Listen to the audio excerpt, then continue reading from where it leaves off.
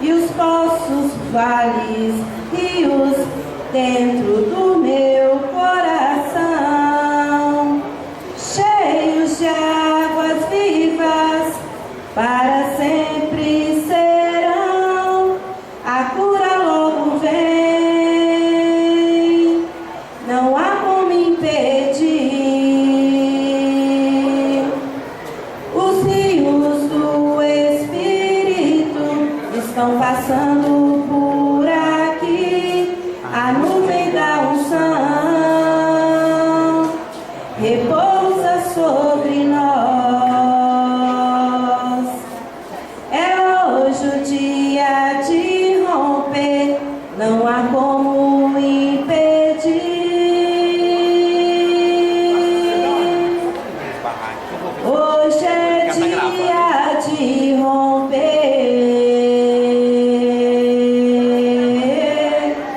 e eu recebo a unção de Deus.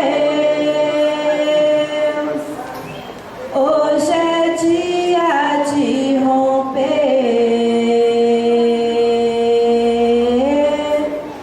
e eu recebo a unção de Deus. Onde nós cantar o refrão? A cura logo vem, não há como impedir. Os rios do Espírito estão passando por aqui. A nuvem da unção repousa sobre nós. É hoje o dia de romper, não há como impedir. Hoje é dia de romper,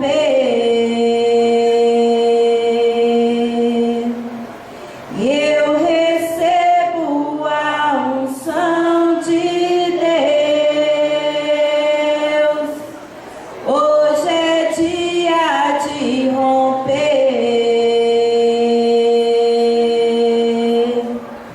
eu recebo a unção de Deus. Glória a Deus, aleluia, Senhor Jesus. Amém? Bom dia a todos. Paz seja em cada coração. Amém? Pode se sentar por um minuto. O irmão Marcos, ele vai estar nos abençoando com as fotos que eu trouxe da... Pode sentar, Marcos. Pode sentar, irmão Jesus. As fotos que eu trouxe da Igreja do Evangelho Quadrangular, que eu fiquei de mostrar para vocês no domingo passado. Marcão, pode colocar para nós, por favor, querido. Então vocês vão ver as fotos do primeiro templo que a IBC McPherson montou nos Estados Unidos. Primeiro templo. Olha, essas são fotos antigas. Há mais de 80 anos. São fotos antigas. Ali está ela no centro. Pode passar, por favor. Vendo? São as fotos antigas de quando o templo foi fundado. Volta a outra, por favor.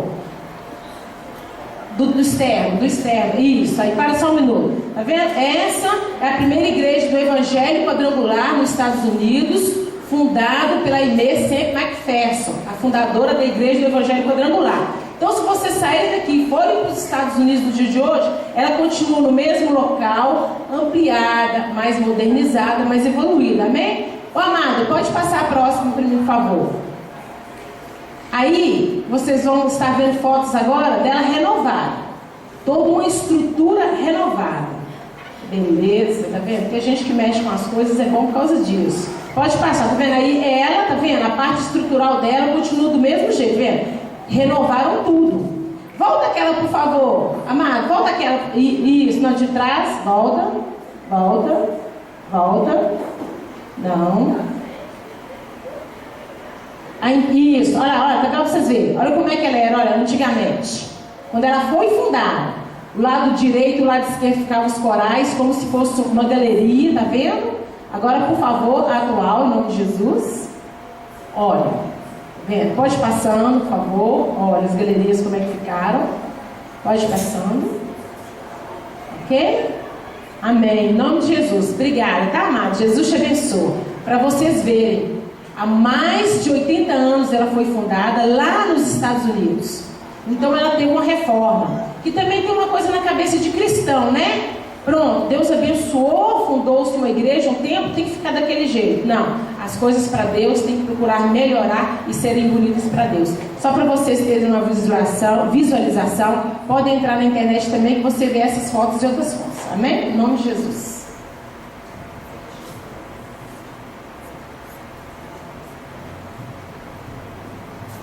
Amém? Então vamos falar hoje sobre o símbolo, né? Jesus cura. Nós vamos falar sobre o cálice, sobre a cor azul, na bandeira, tá? Para iniciar, a gente vai abrir no livro de Isaías, capítulo 3, capítulo 53, nós vamos ler os versículos 4 e 5.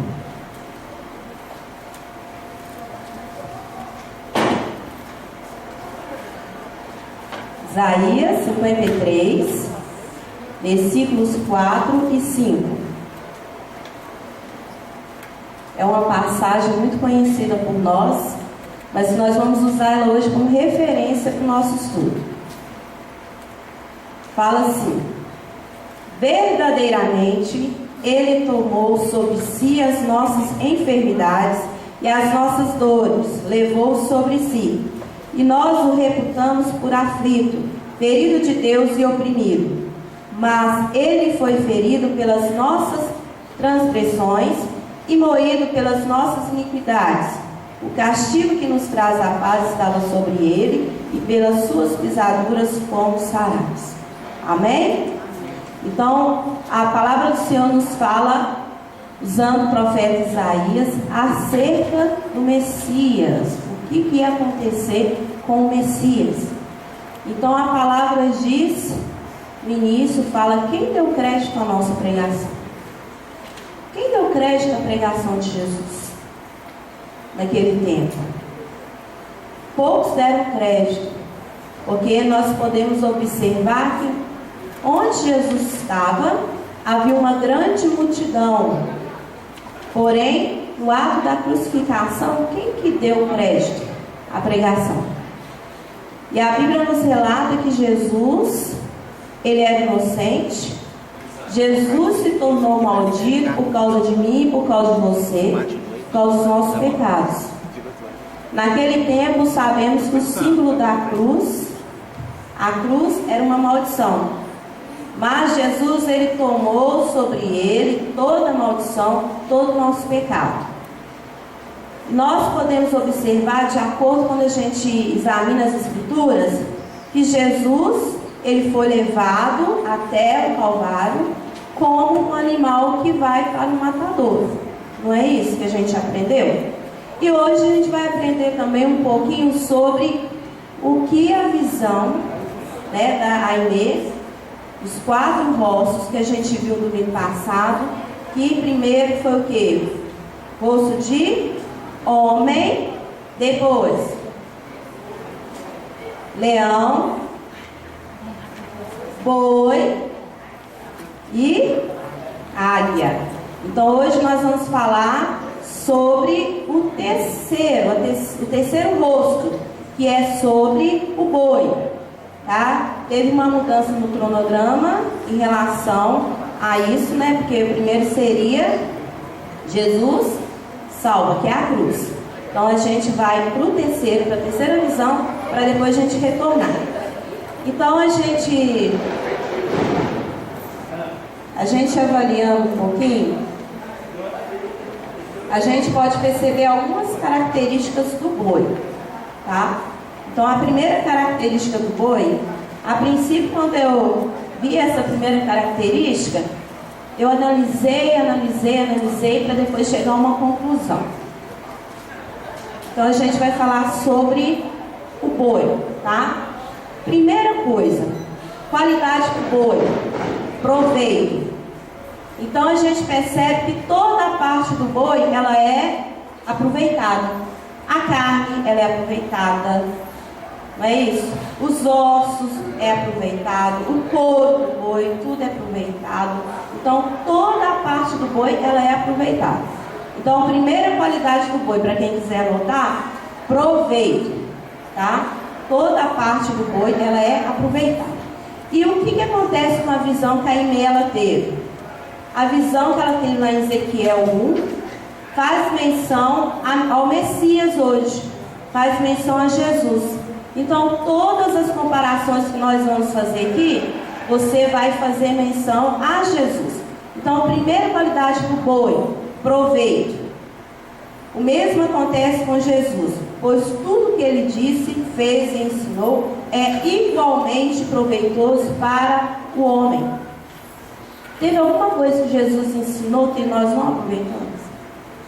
Quem pode abrir a boca e falar assim: aquilo lá que Jesus fez, eu não aproveitei nada? Ninguém pode falar isso.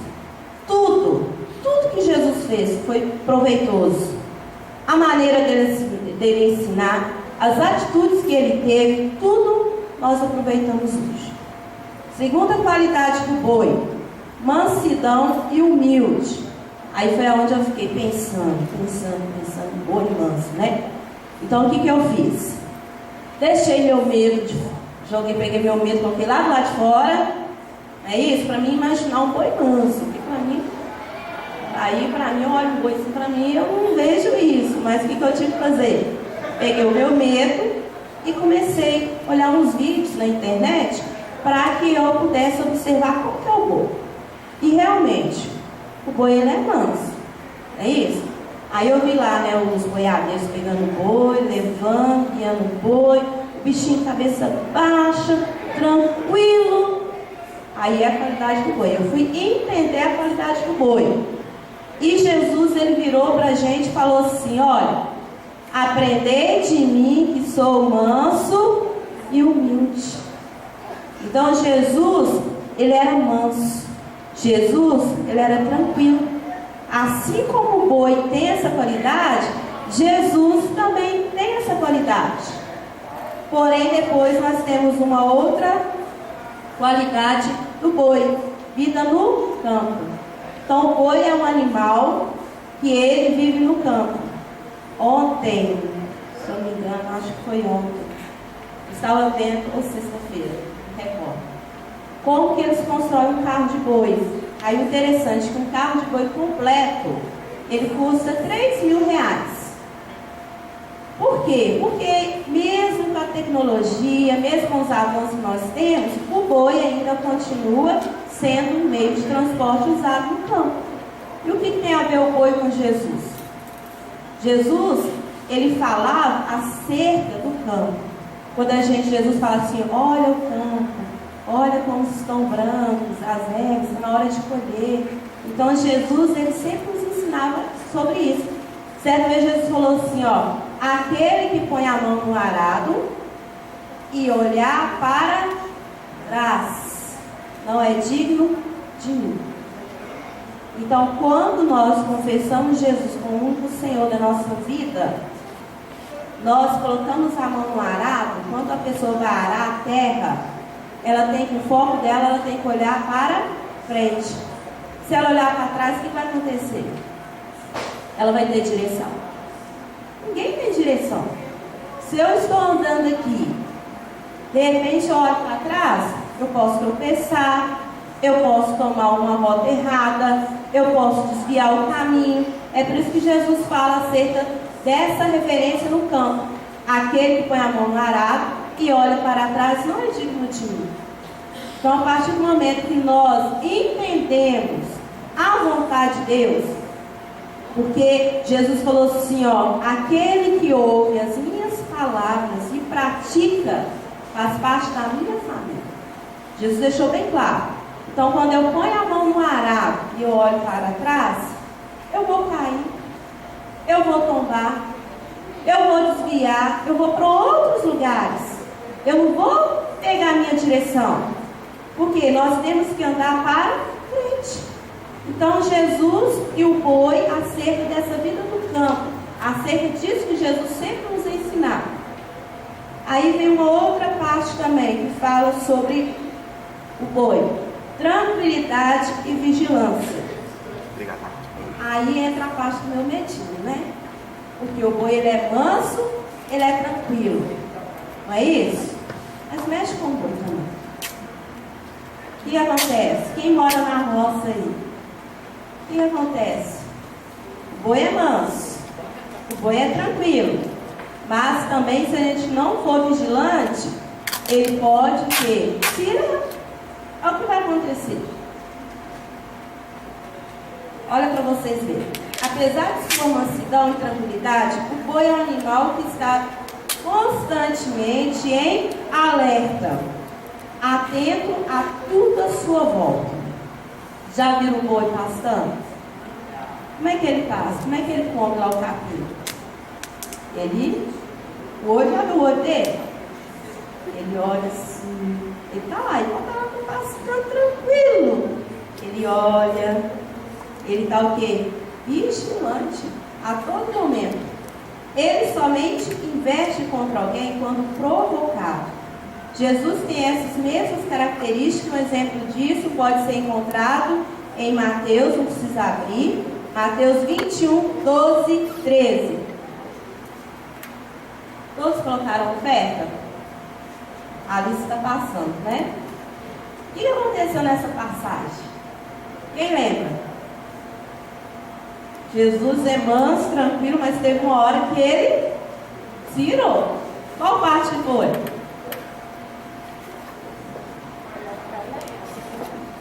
Quando eles estavam lá na porta do templo vendendo aquelas mercadorias. Então Jesus falou: aprendei de mim que sou manso, sou tranquilo. Mas só lá na porta do templo, como nós já falamos antes, nós aprendemos que as ofertas do tabernáculo deveriam ser preparadas. Então, se eu queria ofertar a Deus uma oferta de sacrifício, eu tinha que preparar o meu cordeiro, preparar a minha ave, eu tinha que preparar ela. Só que o que aconteceu? As pessoas os cambistas estavam vendendo já o animal na porta do templo. Então, qual é a oferta então que a pessoa ia ofertar? Ela não preparou. Então foi onde Jesus ele cirou, jogou tudo no chão e falou ainda que aquela casa será chamada casa de oração. Então foi isso que Jesus quis falar conosco. Olha, eu sou manso de coração, mas não concordo, eu estou sempre em alerta, não concordo com certos tipos de coisa. É o que nós aprendemos. Deus nos ama? Deus nos ama? Deus ama o nosso pecado? Não. Como que Jesus sente? Como que Deus sente? Quando nosso pecado chega comigo, Deus fica: ô Luísa, oi Vanessa linda, seu pecado está tão limpinho. Deus fica assim? Não. Deus ele fica irado. Mas aí é onde a gente lê a palavra lá em Lamentações de Jeremias, que fala que por causa da misericórdia do Senhor, que se renova todas as manhãs, eu e você, nós não fomos consumidos da face da terra. Porque Deus ira, gente. Deus mandou fogo na cidade de Sodoma e Gomorra lá. O que mais que Deus fez? Deus enviou que as 10 pragas no Egito. Lá quando o povo lá saiu com Moisés, lá Deus virou tanto que Deus abriu o quê? Abriu um buraco e várias pessoas ali que estavam contra Moisés foram engolidas. Deus ira. Só que hoje nós estamos vivendo o tempo da graça. Mas esse tempo vai ser cobrado também. Ah, Deus perdoa, tem advogado, Jesus. Temos. Mas o pecado na vida do cristão, ele tem que ser erro. Ele tem que ser acidente. Ninguém projeta: eu vou sair de casa e vai acontecer um acidente comigo. Ninguém projeta isso não. Então na nossa vida tem que ser o quê? Um acidente. Aí nós temos um advogado. Aí nós temos Jesus, que nos perdoa. Então na nossa vida cristã, nós temos que tomar esse cuidado. Por quê? Nós não temos livre-arbítrio mais. Nós tínhamos o livre-arbítrio antes da gente confessar Jesus como Senhor e Salvador. Livre-arbítrio não é poder de decisão, poder de escolha. nós confessamos Jesus e agora nós temos livre arbítrio ou não? Quem acha que a gente tem? A gente não tem mais, porque a gente já fez uma escolha. Nós escolhemos o quê? Jesus. Então nós fizemos uma escolha. A gente não é mais inocente. A Bíblia não tem a gente mais como inocente. Nós fizemos uma escolha. Agora, depois que a gente confessa Jesus, a gente tem a questão da escolha entre você pecar e você não pecar. Mas aí nós preferimos o quê? Pecar por acidente. Quem já foi no encontro com Deus aprendeu sobre isso. O pecado não tem que ser algo mais planejado na nossa vida. Tem que ser algo que, por acidente, que a gente não planejou, que a gente não premeditou. Amém?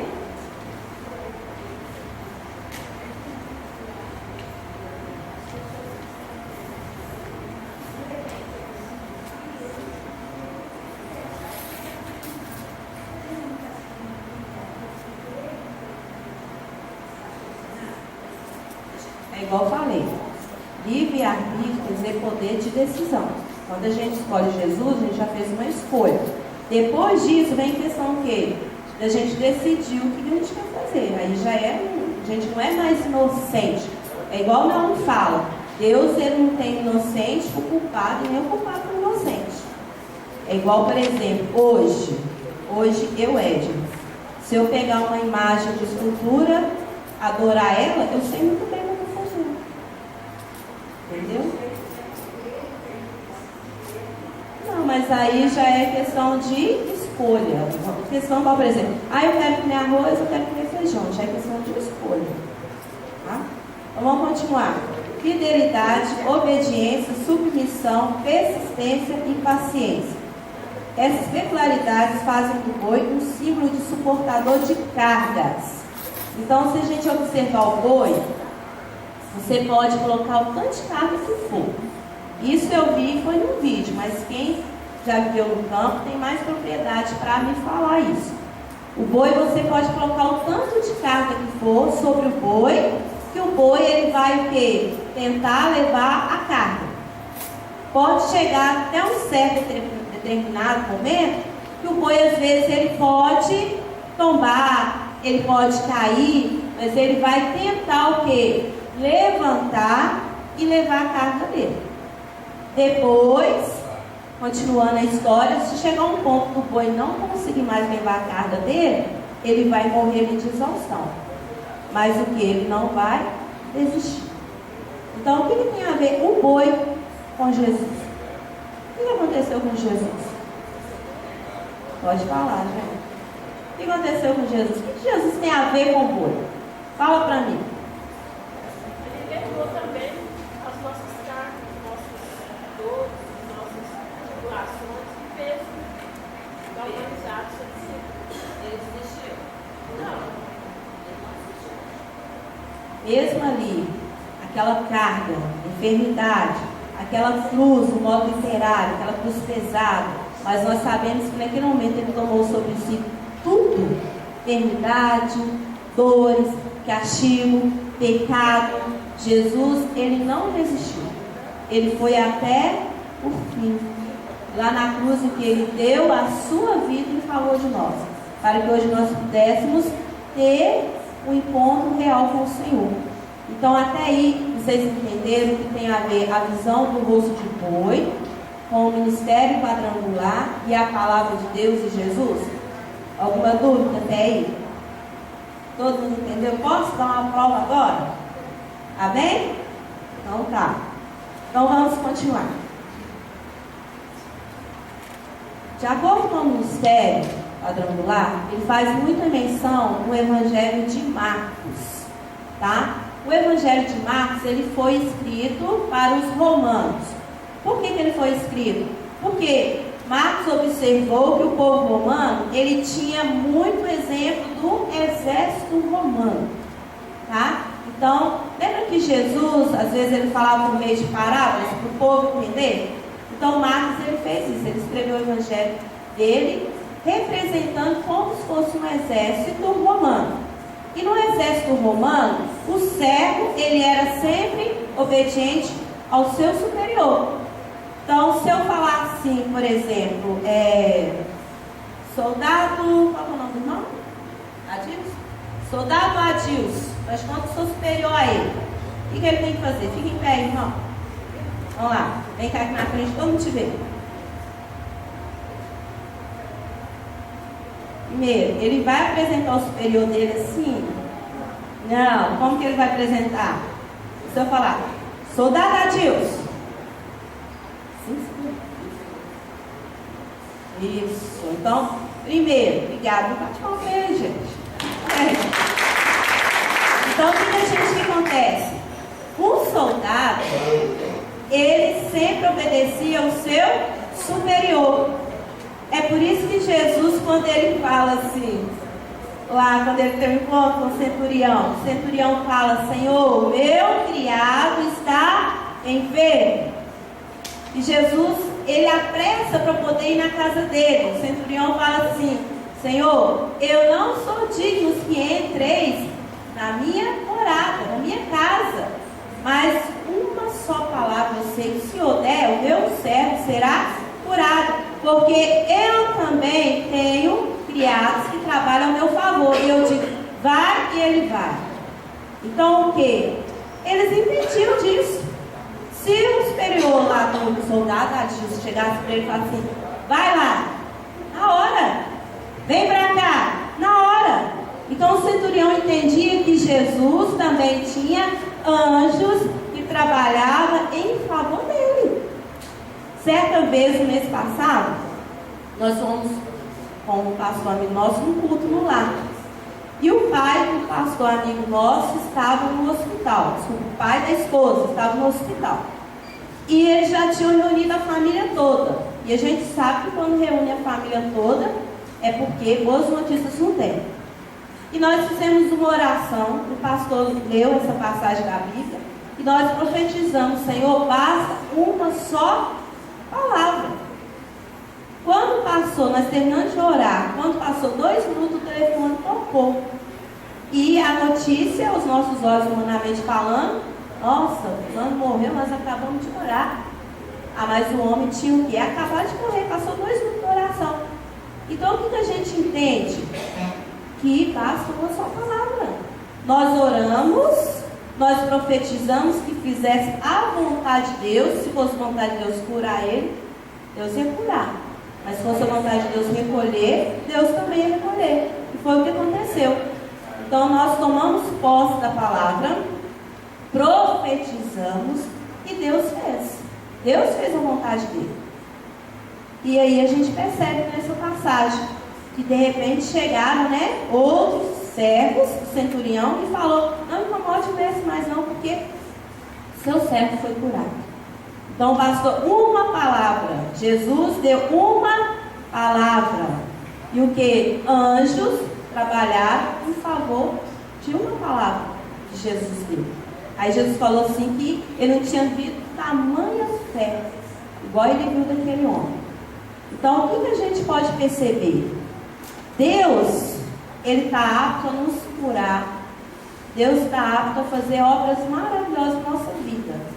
Só que não é um conto de fadas. Quem já viu Cinderela? Só eu? Quem já viu Cinderela? Cinderela, o que acontece? Ela está lá chorando porque rasgaram o vestido dela. Aí chega uma fada madrinha, com uma varinha de condão, e fala que lá, e de repente aparece tudo aquilo, não é isso? Só que com Deus não é assim. Com Deus a gente tem que tomar posse, e quando a gente toma posse é porque teve fé. Hoje nós percebemos o quê? Que muitas pessoas não são curadas por causa da incredulidade dela. Às vezes ela não é curada porque ela não teve fé para ser curada. E para a gente receber a cura, a primeira coisa que a gente tem que fazer, a gente tem que crer e a gente tem que tomar posse. Ah, eu quero ser curada disso. Crê e toma posse. Porque não vai chegar lá com a varinha de condão e pronto, não. A gente tem que crer no nosso coração, a gente tem que tomar posse da nossa cura. Amém?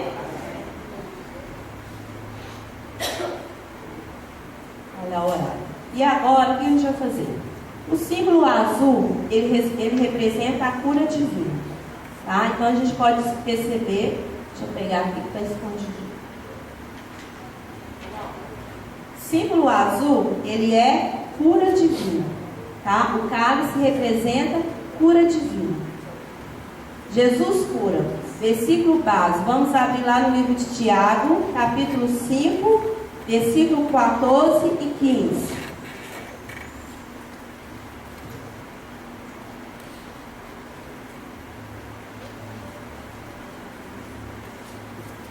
Tiago 5, 14 e 15.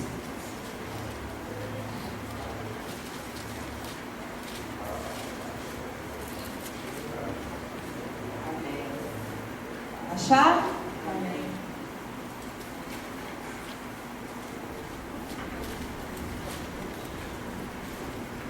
Quem achou pode ler pra gente.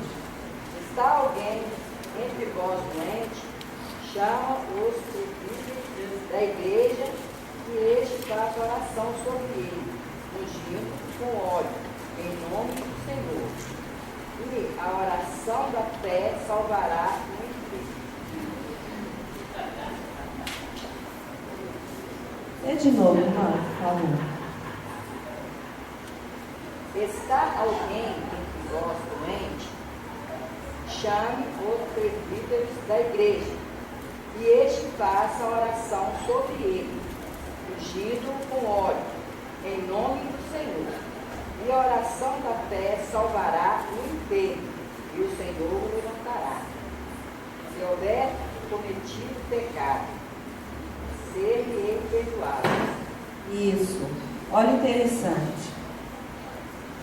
E estes orem sobre ele, ungindo com óleo em nome do Senhor. E a oração da fé salvará o enfermo. Então, se eu sou chamado para orar por alguém que está enfermo, eu levo óleo, unjo a pessoa, só que tem uma coisa interessante aqui. A oração com fé. Eu vou lá na casa do irmão, o irmão está doente, eu vou orar por ele. Mas na hora que eu coloco minhas mãos sobre ele, se eu que estiver orando, eu também não tiver fé para Deus fazer o milagre, vai acontecer alguma coisa? Se o irmão tiver fé, glória a Deus. Deus vai ver a fé do irmão e vai curar ele. Mas se eu também não tiver fé, o irmão não tiver fé, vai ser como se eu estivesse chegando perto dele, colocando as mãos, ungindo ele com óleo, mas não tem fé. E a fé fala, e a Bíblia fala que sem fé é impossível agradar a Deus. Então, se sem fé é impossível agradar a Deus, então Deus está nos dizendo ali por meio do livro de Hebreus que eu tenho fé.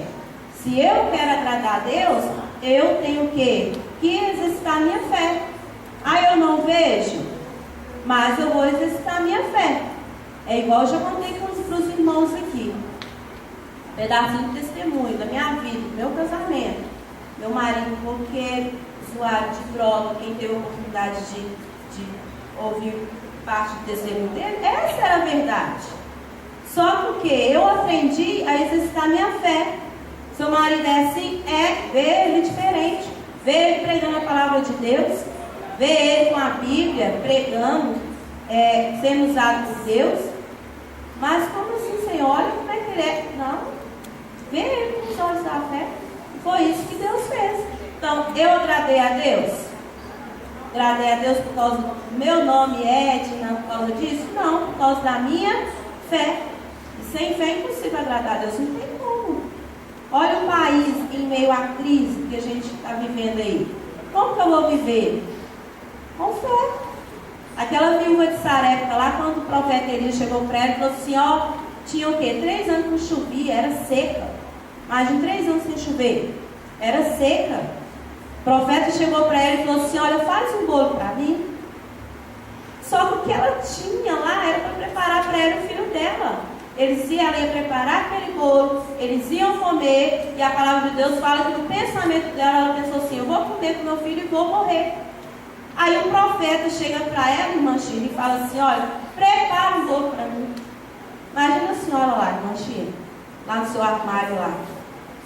Aquele pouquinho de azeite, aquele pouquinho de farinha. Pronto, aquele tanto preparado para a senhora e para o seu filho. E o profeta, ele quer o bolo. Aí aquela mulher foi lá dentro, preparou o bolo. Eu acredito que ela pensou assim, é o profeta, é o homem de Deus, não é isso? Vou preparar o bolo e vou dar para ele. Aí ela foi, preparou, levou o profeta comeu. Na hora que ela voltou, imagina a cena ali, que ela pegou aquela botija de azeite e usou, e não existia, foi multiplicando, porque aquela mulher, ela teve fé. E a Bíblia fala que o justo viverá pela fé. Nós estamos vivendo dias trabalhosos. Se a gente não tiver fé, sabe o que a gente vai fazer? A gente vai tirar a mão do arado, vai olhar para trás, vai voltar, ou vai fazer igual Bartimeu, parar no meio do caminho, ou ir para outros caminhos. Então a gente percebe o quê? Que é andar com fé. A nossa vida com Cristo é com fé. Amém? Então vamos continuar aí. Eu vou dar uma atividade para vocês fazerem. Eu quero 5 grupos, rapidinho.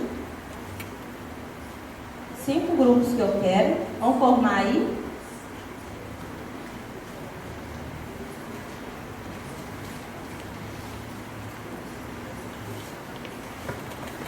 Cinco grupos.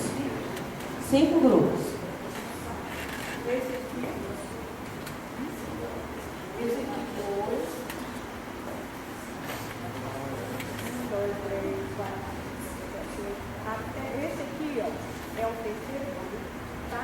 Do terceiro. Lá, o quarto e aqui. A treta é o vai de lá, o quinto, o quarto. Vai lá pra dentro. Forma nenhum aí. Vai, qualquer um deles, porque não tem quantidade. Tá? Gente, entra e integra no grupo.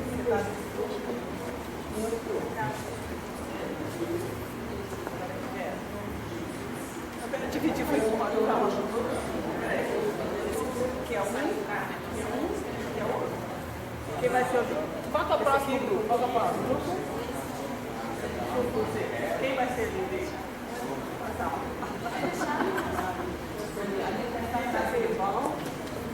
Amém? Eu estava procurando a bandeira aqui.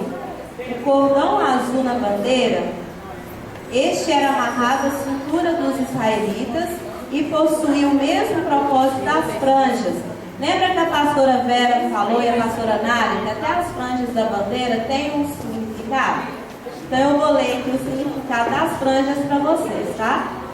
Até mesmo elas foram inseridas na confecção da bandeira com um propósito específico e em conformidade com as Escrituras. No Velho Testamento, Deus ordenou que todos os filhos de Israel usassem franjas em suas vestes, a fim de se lembrarem sempre dos mandamentos do Senhor e de os cumprirem. Então é igual as pastoras falaram, essa franja aqui, ó, ela não foi só usada para enfeitar a bandeira, não é um detalhe, não. É para lembrar o quê? Os mandamentos do Senhor. Só que quando a gente lembra dos mandamentos, a gente tem que fazer o quê? Ouvir e obedecer. Não é isso? Tá vendo? Então essas franjinhas aqui, ó, significa isso. Oi.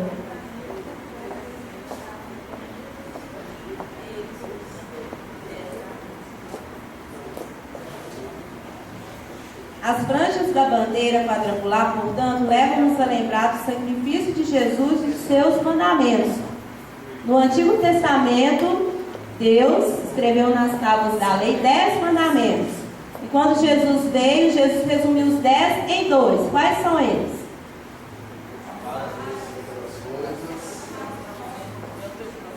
Isso, então esses 2 mandamentos resumem todos os 10. Que se eu amar a Deus sobre todas as coisas e ao próximo como a mim mesmo, eu não vou matar, não vou roubar, não vou adulterar, não vou fazer nada disso. E o cordão azul, este era amarrado à cintura dos israelitas e possuía o mesmo propósito das franjas. Ou seja, eles também lembravam os mandamentos de Deus. Então, cada item da bandeira foi colocada conforme a visão que a Aimee teve, de acordo com a palavra de Deus. Então, ela não olhou, eu vou fazer isso. E ela demorou 6 meses para poder confeccionar a primeira bandeira. Então, cada detalhe aqui tem uma representação bíblica, tá? Aí os outros eu vou deixar para as minhas mulheres abençoadas para falar, viu? Vou tirar uma foto sua. Gente, agora quem tem Facebook, tá? Temos a página da Escola Bíblica lá, viu? Tá bom? Depois a gente tira a foto. Então, o que vocês vão fazer para mim?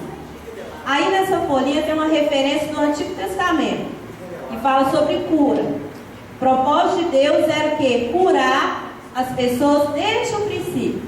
Não foi só depois que Jesus veio, não. Então, o que eu quero que vocês façam? Se não der tempo, a gente apresenta uma próxima aula para essas nossas mulheres abençoadas ali, para nos dar uns 10 minutos, pode ser? Pastora Vera, Pastora Nária.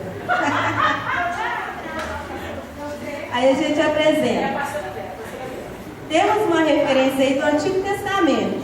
Você vai ler.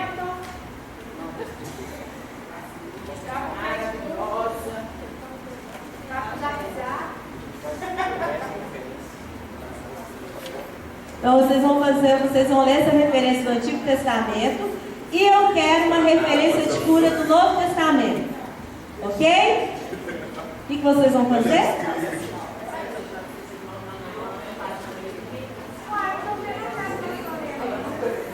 Isso, então lê a palavra que está no Velho e eu quero uma referência de cura do Novo Testamento.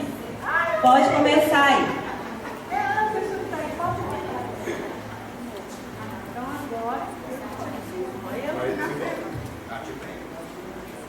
Ah, é batatinha, né? Se não valer batatinha, vai vir no meio.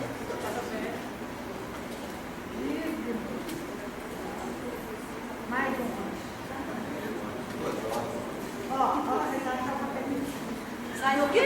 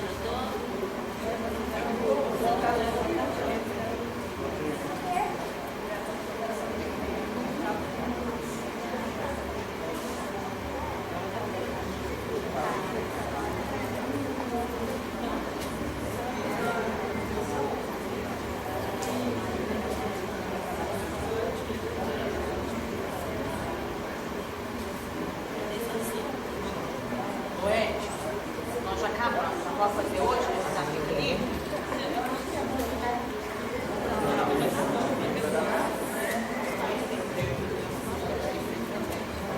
A gente vai fazer o seguinte: escolhe uma pessoa do seu grupo para guardar esse papelzinho. Essa atividade que vocês fizeram, que já é 10h05, esse falou de curso 9h15, então não vai dar tempo de representar. Então guarda o papelzinho aí, tá? E assuma o compromisso de vir domingo que vem para você apresentar isso. E a gente pega uns 15 minutinhos, pode ser, pastora Nara? Uns 15 minutinhos da aula do domingo que vem? Para eles apresentar. É coisinha rápida. Vai dar um sim, sabe por quê? Eu vou estar falando da coisa. Domingo que vem, não perde não, tá? Nós vamos falar de salvação. E eu estou preparando ali o que Deus quer que seja falado. Mas eu quero ensinar, assim como eu aprendi e não saiu da minha mente, eu quero que penetre na mente de vocês através do Espírito Santo. Em nome de Jesus, amém? Na verdade, não dá para eu poder fazer tudo, eles têm isso. Aí faz assim, vocês mostram o trabalho, né, para ela vai dar a nota e depois eu vou e dou a minha aula para vocês. Amém? Amém, gente? Amém. Olha a hora que eu estou olhando bem vocês vão ser professores dando aula. Entenderam, né? A gente vai dar nota. Vamos ver quem vai continuar e quem vai ter que voltar e fazer de novo. Combinado? E terminando esse mês quadrangular, a gente vai dar uma atividade, viu? Para vocês fazerem, para ver se vocês aprenderam tudo.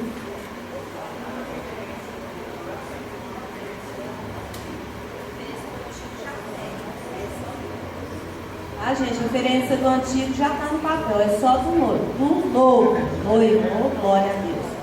E outra coisa, esse tom azul da bandeira, ele está lá no tabernáculo, tá?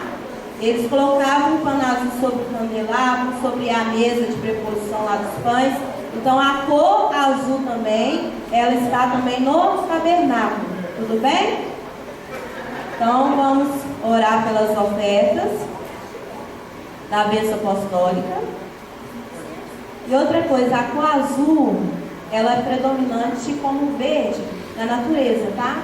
A cor azul, não estou falando de cruzeiro não, viu, gente? A cor azul, ela é calmante, viu? Ela traz tranquilidade, tá? Tanto que quem vai fazer teste, lá tem aquela pirâmide do nome lá estranho lá, que eles mandam você escolher algumas cores. O azul, ele conta que você vai ser um futuro condutor bem tranquilo, ok? Nós colocar cores terranas, vermelhas, assim, sabe? Aí, talvez você não vai passar naquele exame psicotécnico para tirar a carteira de habilitação.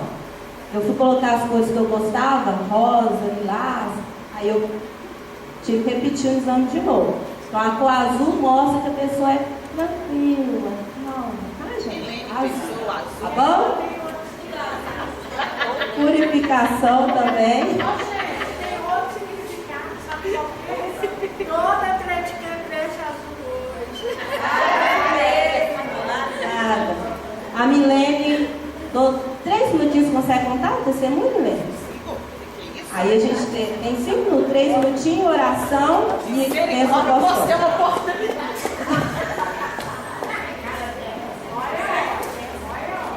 As igrejas, bom dia, seja convosco, tá bem? Falei com a... eu já vou apresentar meu trabalho, vocês já me dão a nota aí. Quando falou de cura, eu falei com a Edna que eu ia falar o seguinte, né? O meu novo pensamento é agora, né? Feriado dia 12, dia 13 de outubro, né? Para algumas pessoas já sabem, infelizmente eu quase perdi o meu filho. E na hora que eu vi lá ele entrando em choque, ele gelado, 2 enfermeiras e uma médica na UPA, gente, por conta do Pedro. Com 10 minutos, 1h30 nós chegamos lá, 1h40 ele estava internado. Quando eu vi o desespero no rosto das médicas, que eu olhei para o meu filho, ele entrando em choque. E ao mesmo tempo que ele estava em choque, ele, com perdão da palavra, né? Ele fazia cocô e ele vomitava. Tudo ao mesmo tempo. Eu olhei para ele estava verde, gelado. E eu tinha certeza que essa hora eu ia perder ele. Eu tinha certeza. Com o ar que eu estava respirando, eu estava vendo meu filho indo embora. Aí eu lembrei da palavra do Senhor. Trazei todos os dízimos à casa do tesouro e fazei prova de mim. Foi a única coisa que veio na minha mente naquela hora. E eu abracei a cabeça dele, que era o único lugar que eu ainda podia segurar, e falei com Deus: Deus, se o Senhor existe, se o Senhor existe na minha vida, na vida do meu filho, se tem alguma promessa para o Senhor se cumprir na vida do meu filho, eu estou fazendo prova com o Senhor agora. Eu estou fazendo prova com o Senhor agora, e eu não admito meu filho morrer. Eu repreendo o anjo da morte e eu vejo, Senhor, eu vejo meu filho levantado aqui. E a médica virava para mim e falava assim: mãe, tudo bem? A única coisa que eu sabia falar com ela assim: Deus é bom, Deus é bom. Eu acho que ela estava achando que eu era louca. Eu acho que ela pensou se essa mãe é louca. E eu falava com ela que Deus era bom.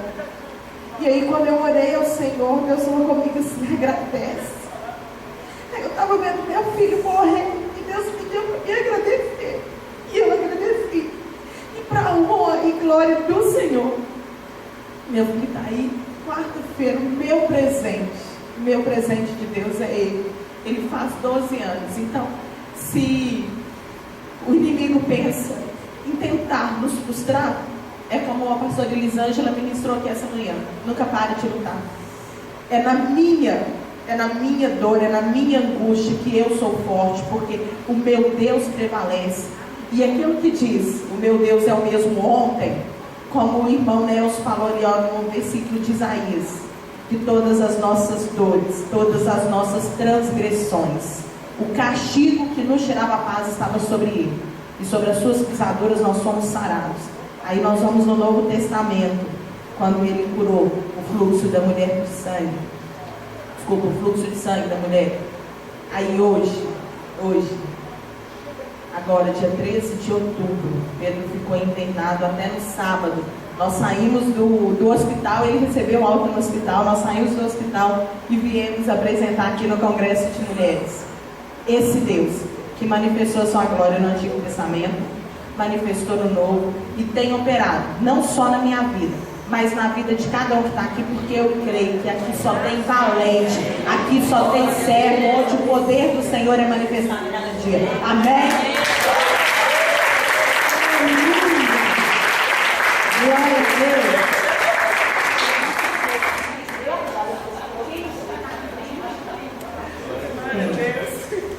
Toda vez que a gente vai apresentar para Deus, quando você vai subir aqui para fazer para o homem, aquilo nem move. A pessoa pode até estar pulando ali no mover dela, mas o certo do Senhor não recebe, porque Deus não recebeu. Então nós devemos fazer primeiro para os homens. Está ali a Bel, né, eles eram um grupo misturado de primeira e terceira idade, e eu queria mais. Então ele estava na direção da Janice. Quando Janice passou para mim, eu falei, eu vou mudar. Então muitos não entenderam. Mas por que muitos não entenderam? Enquanto os jovens estavam com aquele fogo todo, as terceira idade não conseguiam acompanhar. Gente, eu tenho 65 anos, a minha coordenação está mudando, meu altar está mudando, o meu modo está mudando. Então é isso que eu notei naquele dia. Elas não conseguiam acompanhar.